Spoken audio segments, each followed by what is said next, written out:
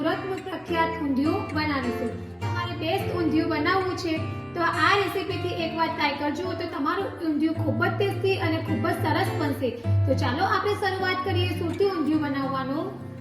તો એના માટે મેં 1 નંગ કાચું કેળું લીધું છે, ત્યાર પછી કાચા શક્કરિયા છે, રતાળું છે, રીંગણ છે, બટેકા છે, ત્યાર પછી જે સુરતી પાપડી ઊંધિયા માટેની આવે છે તે લીધી છે, ત્યાર પછી સિંગદાણા છે જેને મેં અધ કચરા ક્રશ કરી લીધા હતા, ત્યાર પછી મેથીની ભાજી છે, લીલા કોથમીર છે, ચણાનો લોટ છે, લીલું લસણ છે, ઘઉંનો ગગરો લોટ છે।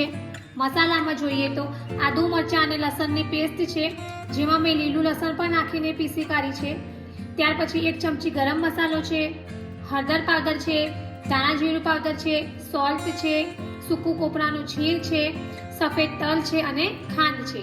તો ચાલો આપણે શરૂઆત કરીએ સુરતી ઊંધિયું બનાવવાનું। તો સૌથી પહેલા મેં ગેસ ઉપર એક બાઉલમાં પાણી લીધું છે જેને મેં ગરમ કરી લીધું છે। તો હવે આપણે ગેસની ફ્લેમ મીડિયમ રાખી દઈશું અને જે આ સુરતી પાપડી છે તે આપણે એમાં એડ કરીશું અને આ પાપડીમાં મેં થોડા તુવેરના દાણા પણ એડ કર્યા છે।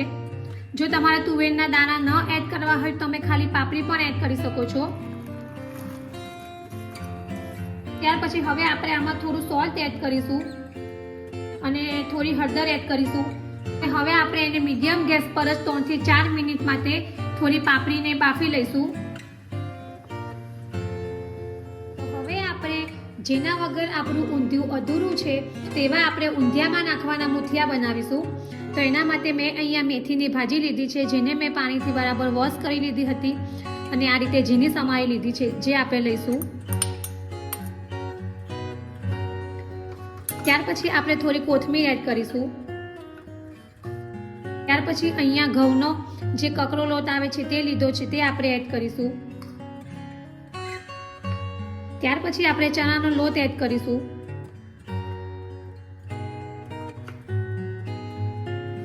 હવે આપણે મસાલા એડ કરીશું, હળદર પાવડર એડ કરીશું, ત્યાર પછી ધાણા જીરું પાવડર એડ કરીશું, ત્યાર પછી આપણે સોલ્ટ એડ કરીશું, ત્યાર પછી આપણે સફેદ તલ એડ કરીશું, ત્યાર પછી આપણે ખાંડ એડ કરીશું,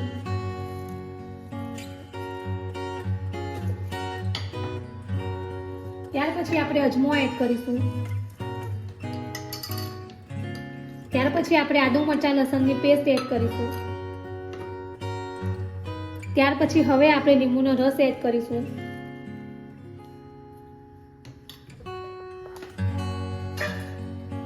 ત્યાર પછી હવે આપણે 1 ચમચી ઓઇલ એડ કરીશું અને આ બધું આપણે બરાબર મિક્સ કરી લઈશું।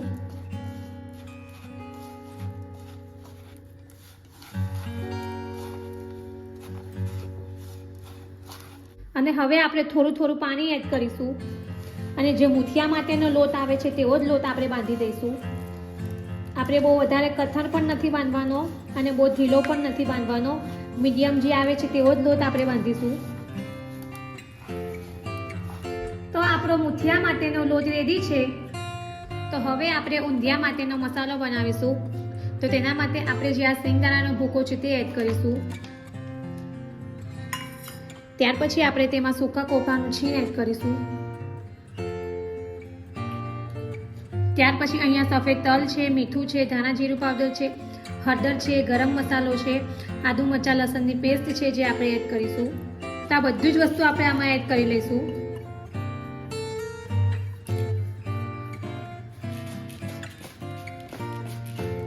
અને આ રીતે આપણે બધું બરાબર મિક્સ કરી લઈશું।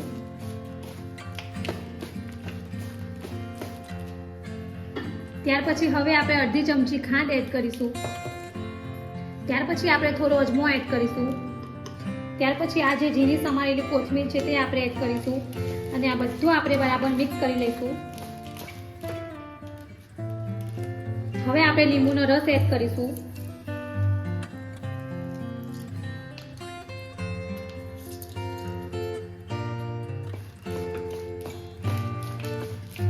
ત્યાર પછી હવે આપણે થોડું તેલ એડ કરીશું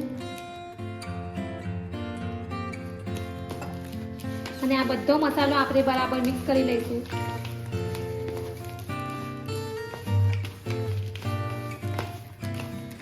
તો આપણો ઊંધિયા માટેનો મસાલો રેડી છે. હવે આપણે આગળની પ્રોસેસ કરીશું. આપણે ઊંધિયાને ઓઇલમાં ફ્રાય કરી લઈશું. આ રીતે આપણે નાની સાઈઝના જ મુઠિયા તરીશું, જેથી ઊંધિયામાં ખાવાની મજા આવશે.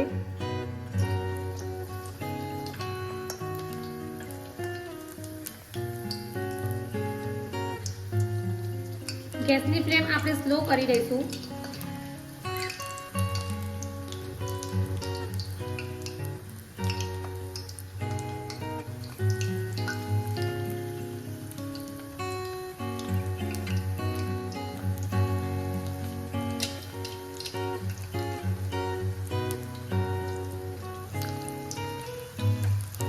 મુઠિયાને આપણે બંને બાજુ થોડા ગોલ્ડન બ્રાઉન રંગના થાય ત્યાં સુધી તળીશું.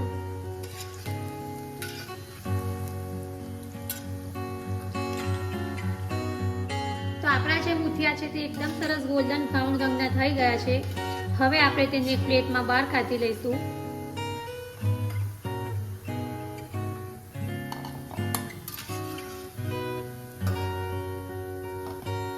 આ જ રીતે આપણે બીજા બધા મુઠિયાને પણ ફ્રાય કરી લઈશું. હવે આપણે જે આ શક્કરિયા રતાળું છે તેને પણ આપણે ઓઇલમાં ફ્રાય કરવાના છે. તો સૌથી પહેલા આપણે શક્કરિયું લઈશું, જેને આ રીતે આપણે છાલ કાઢી લઈશું.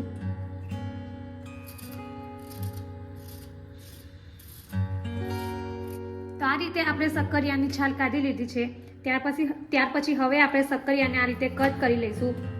ગોળ આકારમાં જ કટ કરીશું.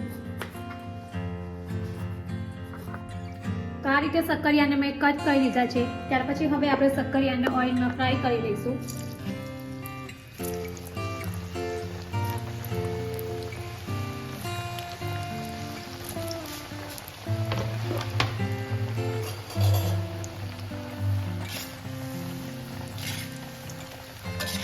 ત્યાર પછી હવે આપણે બટાકું લઈશું, જેને આપણે આ રીતે છાલ બહાર કાઢી લઈશું.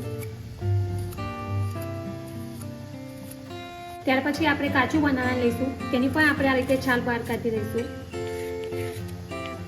ત્યાર પછી હવે આપણે આ બટાકામાંથી આ રીતે પીસ કરી લઈશું.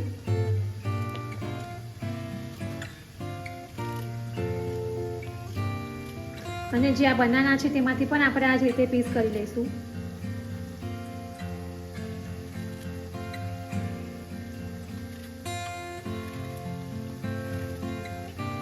તો હવે આપણા શક્કરિયા ફ્રાય થઈ ગયા છે. તો હવે આપણે તેને બહાર કાઢી લઈશું. તો આ રીતે મેં કાણાવાળી ચાણી લીધી છે, જેમાં જે વધારાનું ઓઇલ છે તે બહાર નીકળી જશે. ત્યાર પછી હવે આપણે બનાના અને બટાકાને પણ આ જ રીતે ફ્રાય કરી લઈશું.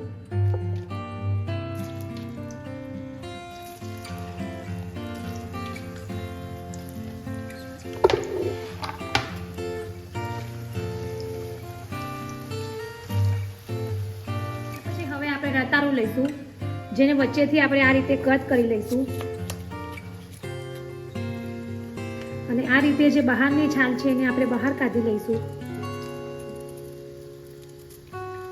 તો આ રીતે આપણે રતાળુંની છાલ બહાર કાઢી દીધી છે.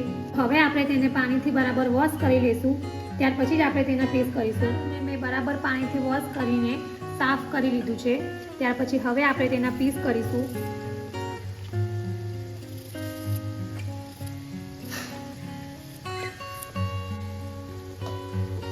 તો જે બનાના અને બટાકું છે તે આપણું સરસ ફ્રાય થઈ ગયું છે.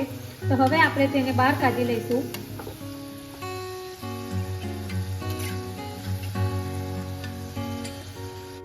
હવે આપણે આ જે રતાળું છે તેને પણ ઓઇલમાં ફ્રાય કરી લઈશું.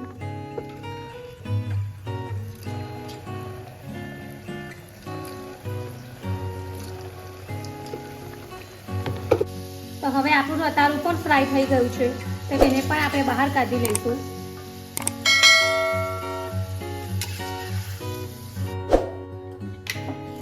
ત્યાર પછી હવે આપણે રીંગણને ફ્રાય કરીશું. તો જે રીંગણ છે એને મેં પાણીથી બરાબર વોશ કરી લીધા હતા. અને આ રીતે આપણે 2 કાપા મૂકી દઈશું. અને રીંગણને આપણે ડાયરેક્ટ જ ઓઇલમાં ફ્રાય કરી લઈશું.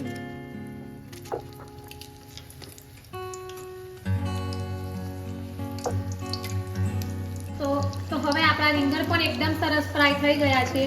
તો હવે આપણે તેને પણ બહાર કાઢી લઈશું. તો હવે આપણી પાપડી પણ એકદમ સરસ બોઇલ થઈ ગઈ છે. તો હવે આપણે ગેસ ઓફ કરી દઈશું અને પાપડીને કોરી કરી લઈશું.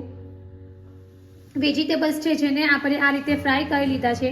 તો હવે આપણે જે આ રેડી કરેલો મસાલો છે તેમાંથી થોડો મસાલો આ રીતે આપણે વેજીટેબલ્સમાં એડ કરીશું અને આ રીતે બધું બરાબર મિક્સ કરી લઈશું, જેથી ઊંધિયાનો સ્વાદ ખૂબ જ સરસ આવશે.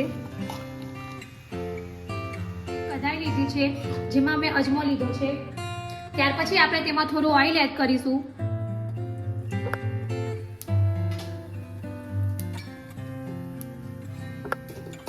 ત્યાર પછી મેં જે પાપડી બોઇલ કરી હતી તેને મેં આ રીતે કોરી કરી લીધી છે, જે આપણે આમાં એડ કરીશું.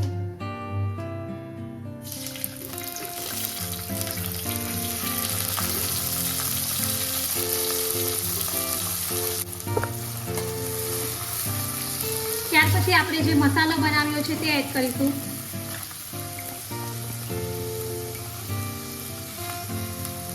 અને આ રીતે આપણે મસાલો બરાબર પાપડીમાં મિક્સ કરી લઈશું.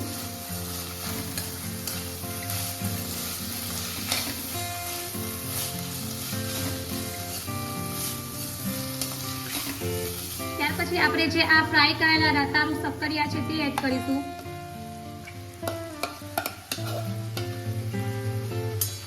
અને આ રીતે બરાબર મિક્સ કરી લઈશું.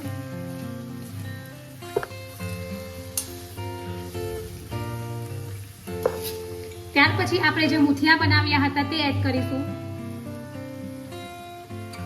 જો તમારા મુઠિયા વધારે બની જાય તો તમે તેને ચા સાથે પણ ખાઈ શકો છો. ત્યાર પછી હવે આપણે ઊંધિયામાં થોડું પાણી એડ કરીશું. 2 થી 3 ચમચી જેટલું જ આપણે પાણી એડ કરવાનું છે. અને હવે આપણે ઢાંકણ ઢાંકીને એને 1 થી 2 મિનિટ માટે કૂક થવા દઈશું, જેથી ઊંધિયું આપણું એકદમ સરસ રેડી થશે. તો લગભગ 1 મિનિટ થઈ ગઈ છે અને આપણું ઊંધિયું એકદમ સરસ રેડી થઈ ગયું છે. તો હવે આપણે આ બધી વસ્તુ બરાબર મિક્સ કરી લઈશું.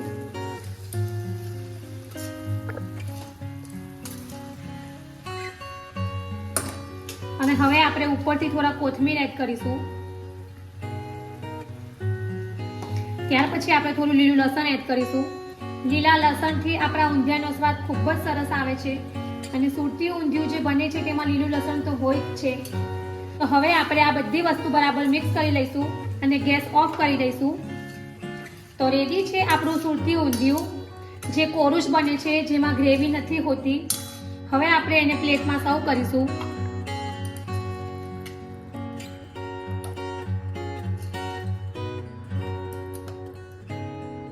તો રેડી છે આપણું ઉત્તરાયણ સ્પેશિયલ ગરમા ગરમ સુરતી ઊંધિયું. તો ફ્રેન્ડ્સ, ઊંધિયું તો તમે ઘણીવાર બનાવતા હશો. જો તમે આ રીતે ઊંધિયું ન ટ્રાય કર્યું હોય તો એકવાર જરૂરથી ટ્રાય કરજો. તમને આ રેસીપી ખૂબ જ પસંદ આવશે. જો તમને મારી આ ઊંધિયુંની રેસીપી પસંદ આવી હોય તો મારી ચેનલને લાઈક અને શેર જરૂરથી કરજો.